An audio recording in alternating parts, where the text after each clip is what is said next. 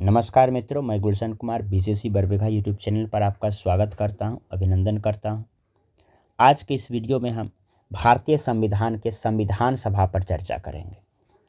देखिए, संविधान सभा ये ज़्यादातर फैक्चुअल वीडियो है, कंसेप्चुअल वीडियो आपको अगला बार मिलेगा। तो पहले हम फैक्ट्स से कम समय में अधिक से अधिक जानकारी को इकट्ठा कर सकें, बाद में हम समझने वाला चीज़ भी समझ लेंगे।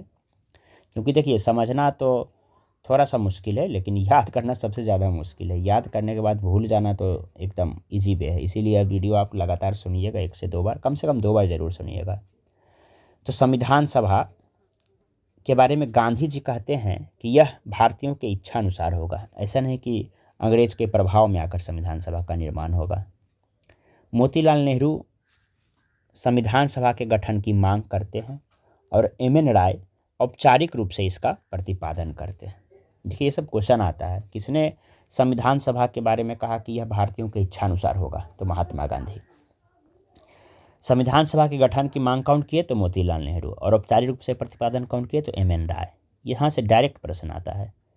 जवाहरलाल नेहरू वयस्क मताधिकार के आधार पर इसका मूर्त रूप प्रदान करते हैं। कौन? तो जवाहरलाल नेहरू। बाल गंगाधर तिलक सर्वप्रथम मांग करते हैं 1895 में। और क्रिप्स योजना जो 1942 है, इसमें कहा जाता है अंग्रेज के द्वारा कि देखिए, युद्ध हो जाएगा 1939 से 45 द्वितीय विश्व युद्ध, तो उसके बाद हम संविधान सभा का गठन करेंगे। एक कांग्रेस का अधिवेशन होता है फैजपुर, यही गांव में होता है अधिवेशन। गांव में अधिवेशन होने वाला कौन है? तो फैजपुर, 1936। इसमें संविधान निर्माण का प्रस्ताव पारित किया गया था। इस अधिवेशन में कैबिनेट मिशन 1946 जब आया तो फाइनली संविधान सभा के गठन का आधार बना। यानी संविधान सभा के गठन का आधार कहाँ से बना? तो कैबिनेट मिशन 1946, कैबिनेट प्लान 1946। अब ये कैबिनेट प्लान क्या है? कैबिनेट मिशन संविधान सभा से रिलेटेड है। इसमें 1946, यह देखिए 2 बार हुआ, एक तो आज़ादी से पहले और एक बार आज़ादी के बाद। तो 1946 आज़ादी से पहले 389 सदस्य थे, जिसमें कि 292 सदस्य जो हैं ब्रिटिश प्रांत के थे, जिसमें कांग्रेस का 208 सदस्य था। 93 सदस्य देसी रियासत से थे और 4 सदस्य जो थे मुख्य कमिश्नरी से थे। अब जब देश आज़ाद हुआ तो इसका कोई औचित्य तो रहा नहीं। तो चलिए, फिर से संविधान सभा का पुनर्गठन होता है 1947 में। इसमें 299 सदस्य रहे, 229 विभिन्न प्रांत से और 70 सदस्य देसी रियासत से लिए गए।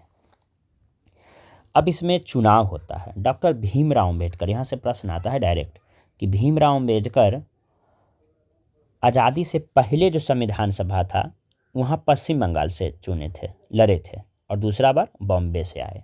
तो आज़ादी के बाद संविधान सभा में कौन सीट से आए? तो बॉम्बे सीट से आए अम्बेडकर जी, उससे पहले पश्चिम बंगाल से। सबसे ज़्यादा प्रतिनिधि संयुक्त प्रांत से, यूनाइटेड प्रोविजन से आया था, यूपी। कौन सा जो है भाग नहीं लिया? तो हैदराबाद जो है भाग नहीं लिया था। प्रांतों के विधानसभा द्वारा यह चुना गया था। संविधान सभा का चुनाव कहाँ से हुआ था? तो प्रांतों के विधानसभा द्वारा। इसमें वर्गीय मताधिकार व्यवस्था को अपनाया गया। 3 वर्ग में मत हुआ, कौन कौन? तो मुस्लिम, सिख और साधारण। 296 सदस्य लड़े, जिसमें 79 मुस्लिम थे, 4 सिख थे, असाधारण से 213 थे। इसमें 33 सीट जो था एसटी के लिए रिजर्व था। और ये जो वर्गीय मताधिकार कितना जनसंख्या पर था? तो 10 लाख के जनसंख्या पर। अब संविधान सभा का स्थापना हो जाता है 9 दिसंबर 1946। देखिए, फैक्चुअल वीडियो है, यहाँ से एक एक सेंटेंस से एक एक क्वेश्चन आता है और ये लगभग सब PYQ यानी प्रीवियस ईयर क्वेश्चन में आ चुका है। तो संविधान सभा का पहला सत्र होता है 9 दिसंबर 1946, जिसमें कि अस्थायी रूप से अध्यक्ष बनते हैं सच्चिदानंद सिन्हा, जो बुजुर्ग होते हैं। अस्थायी अध्यक्ष 2 दिन के बाद 11 दिसंबर 1946 को डॉक्टर राजेंद्र प्रसाद जी बनते हैं। तो एक तो 9 दिसंबर हो गया और दूसरा 11 दिसंबर हो गया। तीसरा आइए जरा 13 दिसंबर में क्या होता है? 13 दिसंबर 1946 में नेहरू जी जो हैं उद्देश्य प्रस्तावना के साथ शुरू करते हैं। उद्देश्य प्रस्तावना के साथ। इसी के बाद अनेक समिति का निर्माण होता है। अब ये कौन कौन समिति है? तो देखते हैं। प्रारूप समिति, इससे पहले देखिए कि BN राव क्या थे, तो संवैधानिक सलाहकार थे। प्रथम अधिवेशन कहाँ हुआ था, तो दिल्ली में हुआ था। अब ये प्रारूप समिति ड्राफ्ट कमेटी की स्थापना कब हुई, तो 29 अगस्त 1947 को। इसमें 7 सदस्य थे, लेकिन नेहरू जी नहीं थे। प्रस्तावना का प्रस्ताव कौन दिए थे, तो नेहरू जी दिए थे। और इसका प्रथम विचार प्रारूप समिति का स्वराज पार्टी के पास आया 1924 में।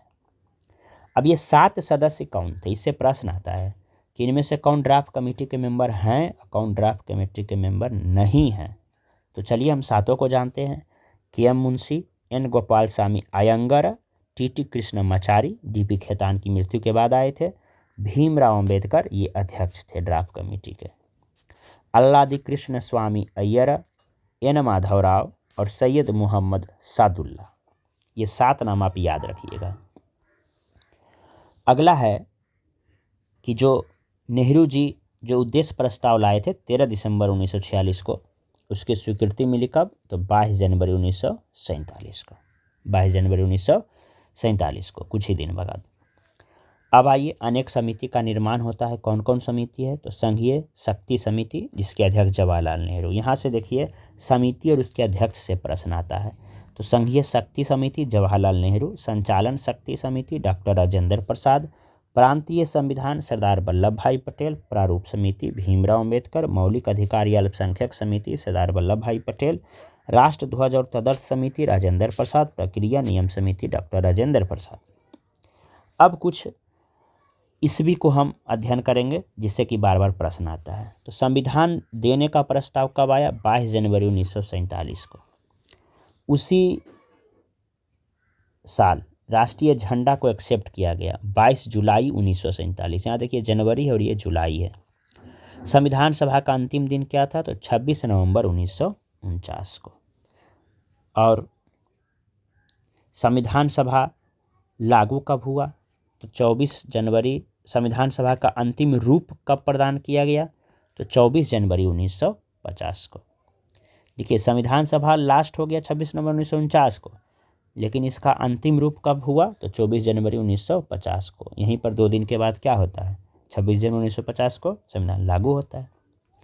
तो संविधान बनने में लगा 2 बरस 11 महीना 18 दिन। 114 दिन बहस चला। प्रश्न आता है कितना दिन बहस चला, तो 114 दिन। एक अनुमानतः इतना रुपया खर्चा हुआ, 63,96,729 रुपया। हस्ताक्षर कितना सदस्य किया, जो उपस्थित थे उतना ही किए, 284 सदस्य। कोई पूछता है कितने सदस्य उपस्थित थे, तो 284। कभी पूछेगा हस्ताक्षर कितना किया, तो 284। उस समय संविधान सभा में जब संविधान को सौंपा तो कितना अनुच्छेद था, 395 और 8 अनुसूची। अब हो गया 12 अनुसूची। राष्ट्रीय ध्वज कब अपनाया गया, तो 22 जुलाई 1947 को। और राष्ट्रीय गान कब अपनाया गया, तो 24 जनवरी 1950 को। राष्ट्रमंडल में भारत की सदस्यता कब मिली, तो मई 1949 को। ये सब संविधान सभा के द्वारा किया गया कार्य है। तो उम्मीद है दोस्तों कि यह संविधान सभा पर जो वीडियो होगा आपके लिए बहुत फैक्ट्स का काम करेगा। इसको आप 1 से 2 बार पढ़िए, सुनिए, तो ज़रूर याद हो जाएगा। इससे हमेशा प्रश्न आता है।